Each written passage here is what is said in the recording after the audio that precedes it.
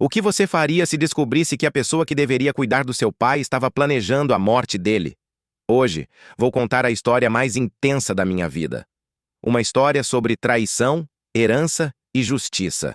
Meu nome é Daniel, tenho 32 anos e até um ano atrás minha vida era comum. Trabalhava como arquiteto, tinha meu apartamento, uma rotina. Tudo mudou quando recebi a ligação do hospital. Seu pai sofreu um infarto. É grave. Corri para o hospital, mas já era tarde. Ele partiu aos 68 anos. O que eu não sabia era que a verdadeira batalha só estava começando.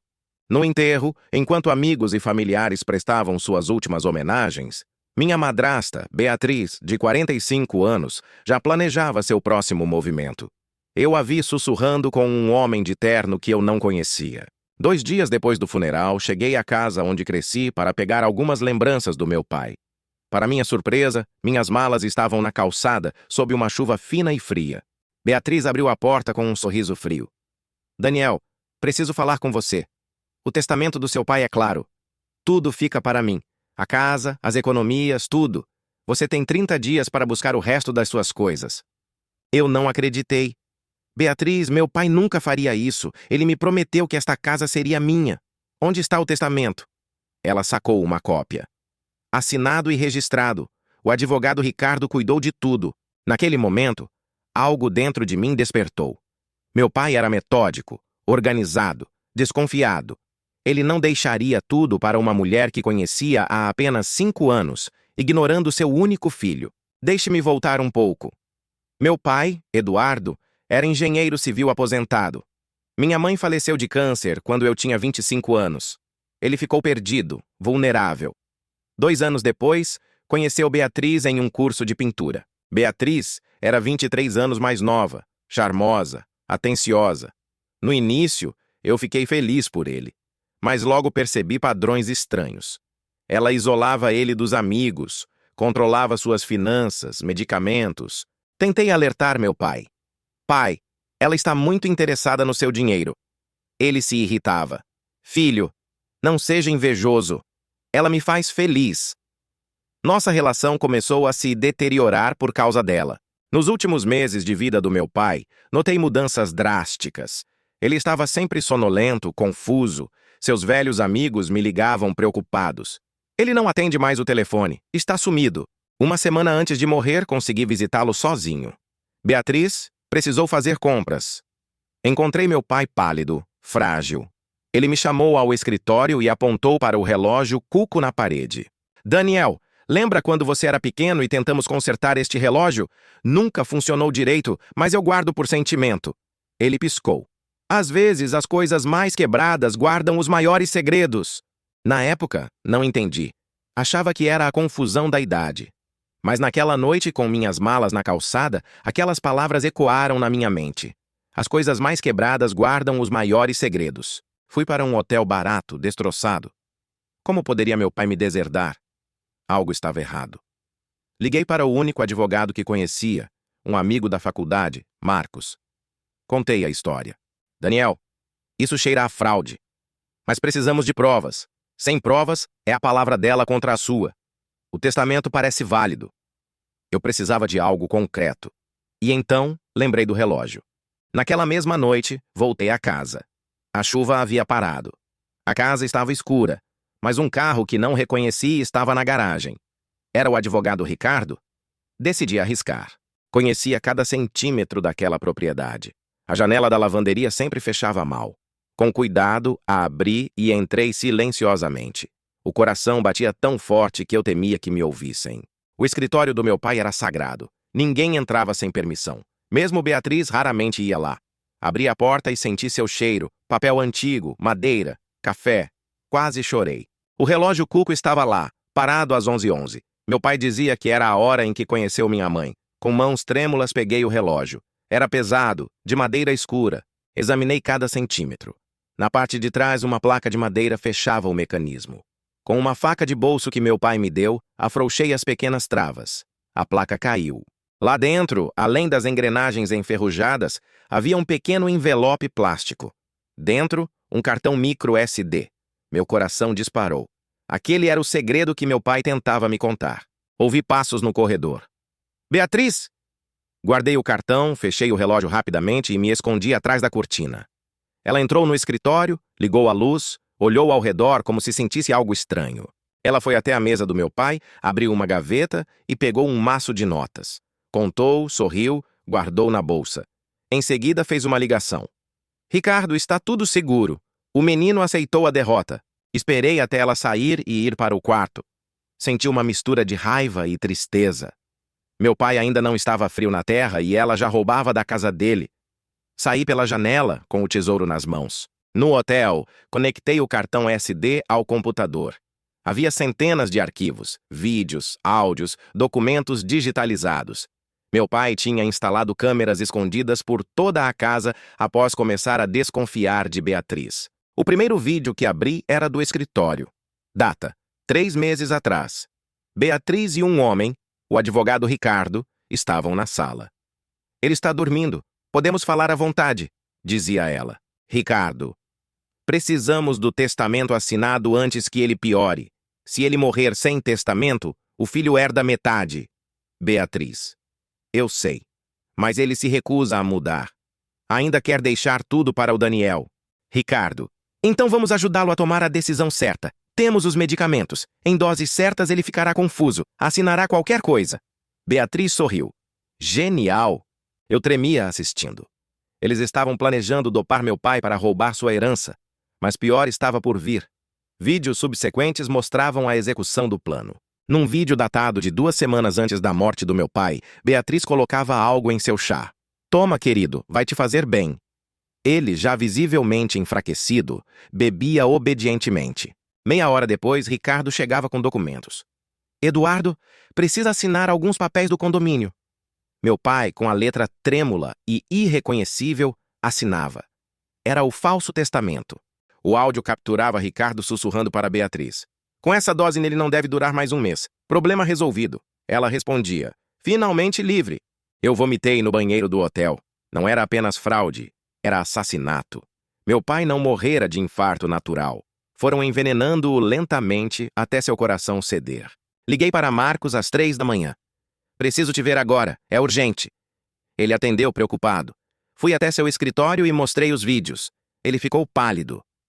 Isso é homicídio, Marcos me aconselhou. Não podemos ir à polícia ainda. Eles podem destruir evidências. Precisamos de mais. Ele sugeriu que eu instalasse minhas próprias câmeras na casa. Voltei à casa dias depois com a desculpa de buscar mais coisas. Beatriz me supervisionava como um carcereiro.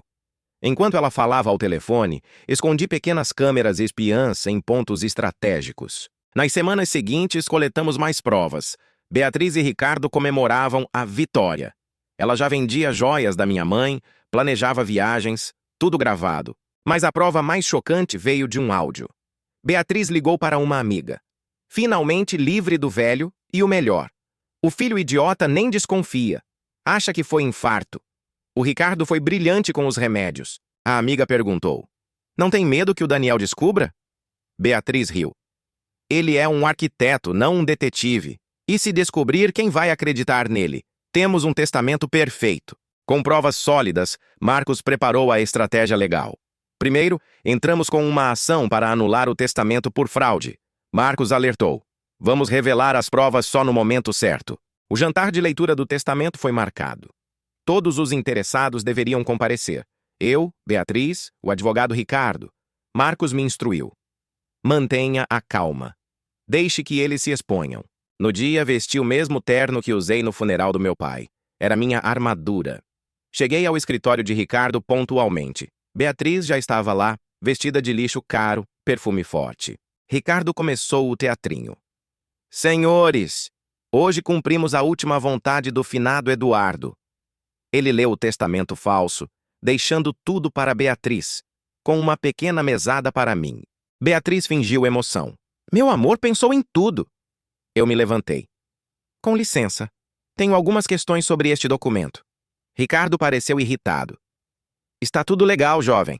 Foi quando Marcos entrou na sala, acompanhado de 2 policiais e um oficial de justiça. Doutor Ricardo, temos um mandado de busca e apreensão neste escritório e ordens de prisão para você e a senhora Beatriz. O rosto de Beatriz desmoronou. Ricardo tentou protestar. Isso é absurdo! Com que base? Marcos colocou um pendrive na mesa. Com base nisto, provas de fraude, falsificação e homicídio. Os policiais algemaram ambos. A expressão de pânico de Beatriz era quase cômica, se não fosse trágica. Ela gritou: Daniel, como pôde? Eu respondi: Como você pôde matar meu pai? Os meses seguintes foram um turbilhão. A mídia descobriu o caso. Viúva e advogado acusados de matar idoso por herança. As evidências eram esmagadoras. A perícia no corpo do meu pai confirmou envenenamento por digoxina, um medicamento para o coração que, em excesso, causa exatamente os sintomas de infarto que ele teve.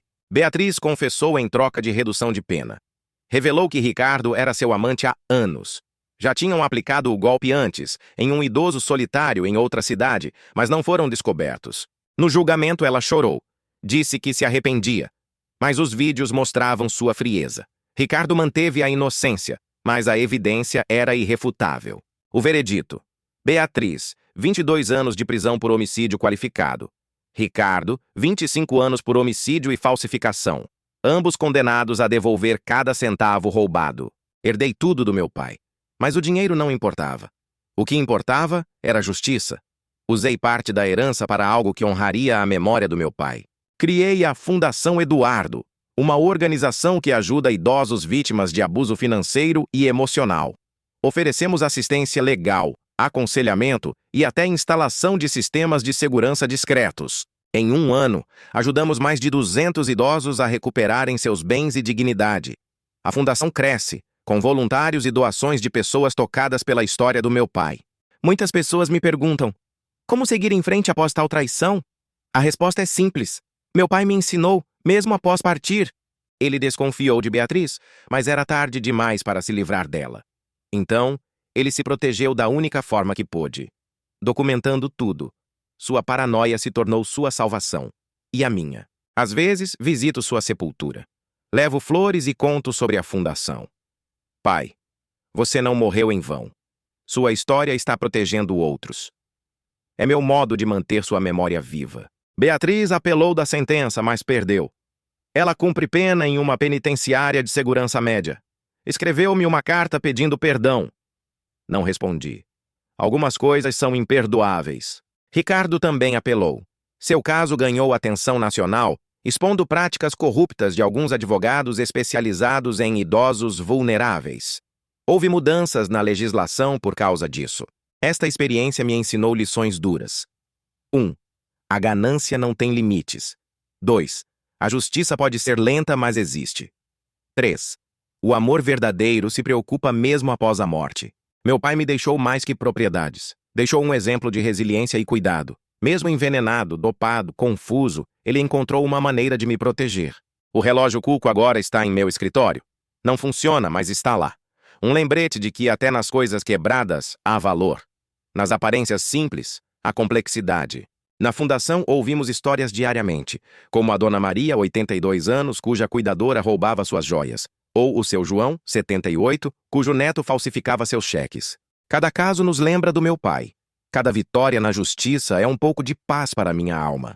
Transformamos dor em propósito, perda em legado. Se você tem um idoso na família, preste atenção. Isolamento, mudanças de comportamento, novo amigo interesseiro podem ser sinais de perigo. Meu pai deu sinais e eu quase os perdi. Não seja complacente. Converse, visite, mostre interesse em suas finanças e saúde. A melhor proteção é a atenção. A maldade prospera na sombra da indiferença. Para quem está passando por algo similar, documente tudo. Grave conversas, guarde recibos, fotografe.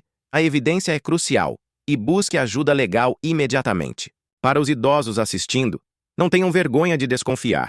Seu ceticismo é uma defesa, e falem com alguém de confiança sobre seus receios. O silêncio é o melhor amigo dos abusadores. Hoje, minha vida é diferente. Continuo arquiteto, mas dedico 20 horas por semana à fundação. Encontro propósito em ajudar outros. É minha forma de agradecer ao meu pai por sua última lição. Às vezes penso no que ele sentiria. Acho que ficaria orgulhoso, não pelo dinheiro recuperado, mas pela justiça feita, pelo fato de sua morte não ter sido em vão. A casa onde cresci foi vendida. Não conseguia morar lá. As memórias eram fortes demais. Com o dinheiro, comprei um apartamento menor e o resto foi para a fundação. As lembranças do meu pai estão comigo. Suas ferramentas, seus livros, suas histórias e o relógio quebrado que salvou tudo. Às vezes, o que parece inútil guarda o maior valor. Se esta história tocou você, compartilhe. A conscientização salva vidas. Visite nosso site da Fundação Eduardo para saber mais ou fazer uma doação. Cada contribuição protege um idoso. Se inscreva neste canal para mais histórias reais de superação. A vida escreve roteiros que nem Hollywood imagina. E às vezes, a justiça real é mais satisfatória que a ficção. Deixe seu comentário. Você já presenciou algo similar? Como reagiria? Suas experiências podem ajudar outros. Esta comunidade é sobre aprendermos juntos. Obrigado por me ouvir, por compartilhar esta jornada. A dor da perda nunca some completamente, mas podemos transformá-la em algo bom, em algo que ajude. Lembre-se, em um mundo onde alguns veem idosos como alvos, seja a proteção. Em uma sociedade que descarta os mais velhos, seja o valor. Honre quem veio antes de você. Meu pai disse uma vez: as melhores heranças não estão em testamentos, mas nas lições que deixamos. Esta é a herança dele. Esta é nossa história. Até a próxima história. Cuide-se. E cuide dos seus.